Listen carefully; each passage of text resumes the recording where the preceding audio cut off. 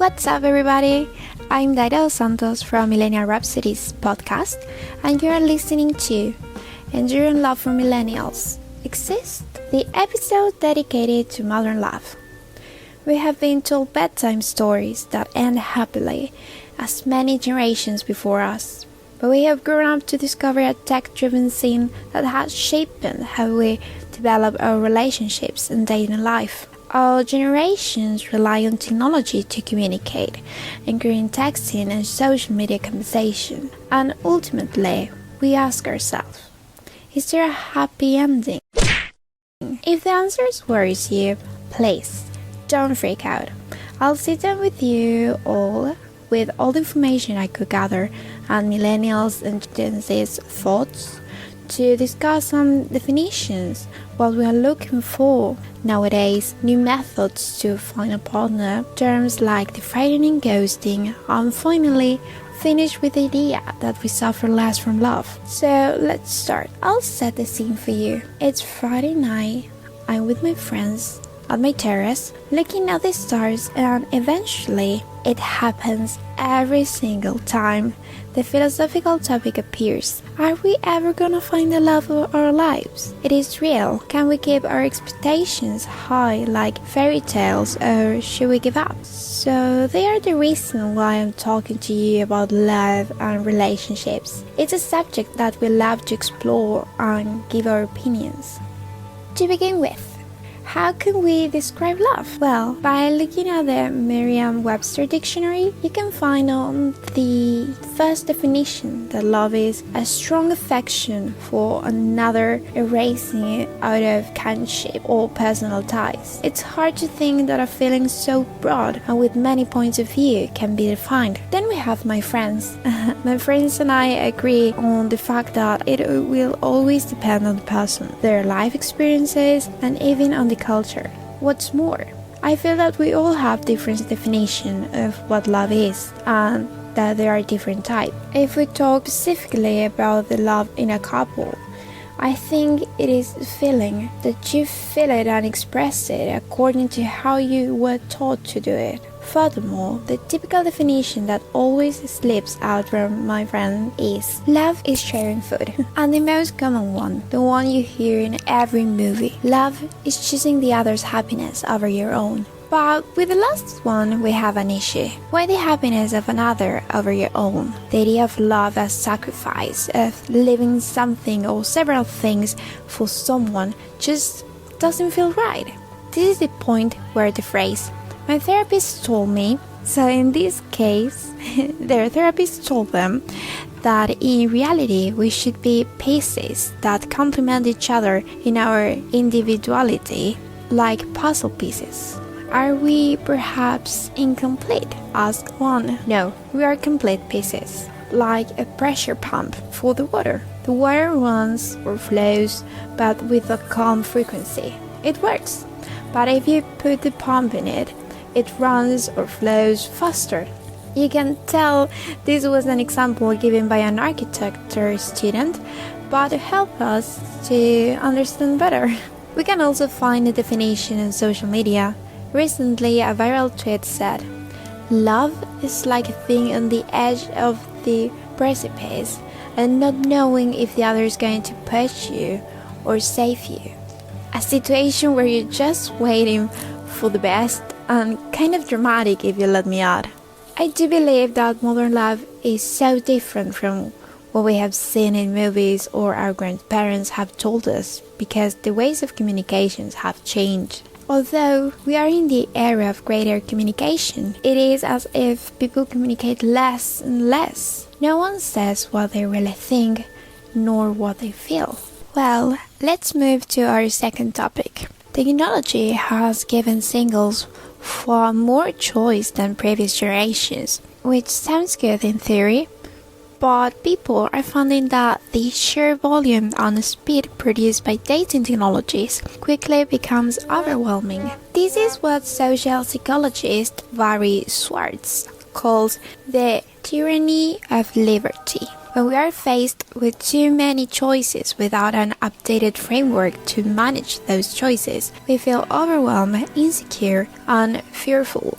Singles from all ages are dizzy with the carousels of networking apps filled up with thousands of million dating messages in their inboxes, and fed up with the unbearably light-hearted relationships that end up making our love lives unbearably light.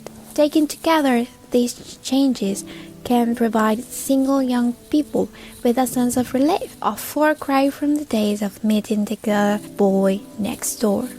However, we millennials have grown accustomed to a postmodern world that doesn't always offer authentic experiences. Currently, we're finding that the comfort of algorithmic online matches can embed a layer of cunning which makes it harder to truly get to know somebody. Like other viewpoints of their life, we need to discover a process that's more natural, a method of dating that's more genuine. Possibly, that's why we appear less inclined than past eras to drop in adoration with the thought of marriage, and instead we decided to discover proper individual for marriage. So, what we are looking for? There is no doubt that we are looking for a partner who can meet all our needs. Someone with financial equality, a partner, a best friend. While it might seem like a daunting task, we know there are plenty of fish in the sea or on dating apps that meet our standards, don't we? I asked for some opinions on my Instagram stories about what we are looking for in a partner or relationship. One of the most straightforward answers I received was that we are looking for a partner with whom we can try to achieve mutual trust, treat each other as equals, and based on this, there can be freedom of action and expression. A girl who's in love told me that what one looks for in any type of relationship is support. Someone who gives us shoulders to cry on, someone to laugh with, someone to go through a catharsis with, to ask for advice. Basically, someone with whom you can talk calmly and not have the need to put on a mask or pretend to be something that we are not. At the same time, I'm aware that when we are getting to know someone, we manipulate our information a bit to show the best of ourselves. The key is to know that at some point you can start showing yourself completely without feeling judged. Then we start with the hater section with a very close friend of mine, where basically we ended up hating everyone. All started with her telling me that she feels that there are very few people who truly love. For her, 80% of most relationships are unfaithful regardless of what the other feels. Like, there are no people interested in the other's feeling. I don't know whether to say that they get married for fashion, but they're in a relationship without loving 100%. Instead of taking it slow, they make it official very quickly without knowing if they really love each other. Then they make mistakes hurting the other. I think that at the age of 15, 20 or 30, people are very mature and have very mature relationships regardless of their age. They don't take it seriously and they don't care about harming the other. I feel that we are in a society of total maturity, a society with little heart that cares nothing about the other, she said. I know that this is a very sad scenario, and I think that we are that sure that people have become selfish at another scale because we're able to see the worst of a person or of a couple. We hear whispers, opinions, we see social media, intentional tweets, and connect everything, creating a painting that maybe it's not true. It is about trying to find genuine love, but remaining free. Millennials want to be together, but at the same time seek their individual career goals, keep up old and new fellowships, and continue to appreciate their hobbies. For us, we will accomplish success as a couple only after we have accomplished our personal victory. Dr. Daira, who is a relationship expert and author of a book called Science of Happily Ever After, What Really Matters in the Quest for Enduring Love, gathered some valuable lessons from the way millennials find love in an article he wrote in 2014. Here is what he wrote. You need to be clear about your goals. It sounds obvious that singles need a goal, but previous generations often felt trapped in narrow societal views of marriage. Millennials are generally more open to diversity, which has broadened our views on what can be a happy marriage. Also, he said that we need to be smart. Millennials are generally optimistic, according to him. I don't know who lied to this poor man, but he says we delight in smart, contrarian views of cultural standards, and that we arguably lodged into research findings that demonstrate how holding into fairy tales notion of the beautiful princess, powerful princess, and fate delivering a soulmate actually make it less likely that one's love story will end happily ever after. At the same time that we need to be smart and clear, we need to find valuable traits. Millennials do not want fate to provide the answer. They want to find an answer through their resourcefulness. They love the moneyball aspect of the book.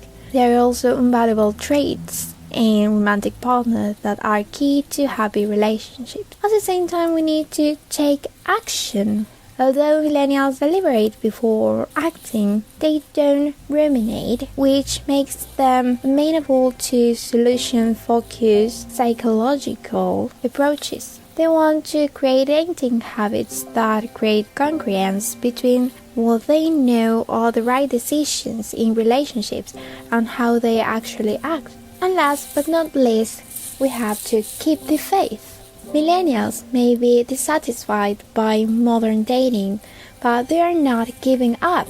Yes, guys, we are not giving up. I know that. They know that who you choose as a marital partner is one of the most important decisions you make in your lifetime, and they are powered by an optimism that they will find a better way to do it. And I hope so. This is valuable indeed. Thanks for that, Dr. Daira. This brings us to the next question. Do we suffer less from love? And as we are not constantly looking for marriage, welcoming new prospects, most people believe that we do not suffer from love. Far from suffering less from love, the young people of current generations have the possibility of choosing the person they want to love, and therefore to placing expectation on this person. Not longer ago, relationships were more economic than love. New ways of loving make new ways of disappointing viable, Gabriela Rogers said in dialogue with InfoEye, a psychologist and expert in couples. Again, I asked my close friends on Instagram about this matter and fell in love with their opinions approximately. Some were not very sure because suffering is relative, so I don't know if I would say less. But they agree that relationships are less committed. Social networks are an excellent tool for different areas, and when it comes to meeting someone, I think they are beneficial due to globalization, that is, a global connection, and you can communicate with people who are not close to you. One said, on the contrary, I think we suffer more. It is very normal to say that we do not feel anything, and for that reason, people who feel strong emotions end up repressing them, and with that comes a point where the pain becomes constant. It hurts not being able to demonstrate everything we want for fear of what the other person is going to think. Also, constantly thinking that the other person will never reach that level of affection that one has or expects is a lot. The only issue that the phrase "we are more likely to avoid committing" creates are insecurities and few real relationships. Another friend made me think about the fact that we suffer more because of the insecurities that social media reflects on us. This beautiful lady said, most of the time people seek not to be alone and feel themselves in some way. The less you realize this, the less you expect of relationships, and at the same time it is more idealized. It also has to do with the networks. We have many more stimuli. Psychology talks about stimulus response and immediate satisfaction. Apart from the fact that many times we fall in love with what they tell us instead of their actions. Social networks again, crying face. In that distraction, it is much easier to get into the other's desire, into the other's problems, into the other's life, to project ourselves into the other instead of looking at each other. I think that precisely with so much stimulation, we suffer from anxiety and insecurities. So you see in relationship situations where they are concerned about who you talk to, whose Instagram stories you like, etc. Infidelities are hidden much more, and also it seems to me that another issue is that we are not, naturally speaking, we are not made to meet so many people. I see that this is also what makes one non-committal. You are always thinking that there may be someone better, with more things, more potential. Everything became more superficial. I feel that love has become something selfish, and instead of relationships, we are generating attachments to the other person rather than creating love. The truth is that it seems that the love that we were taught or learned in books and movies, and that it can be said in part that is what we are looking for, is so different from the real world, or at least what we have experienced so far.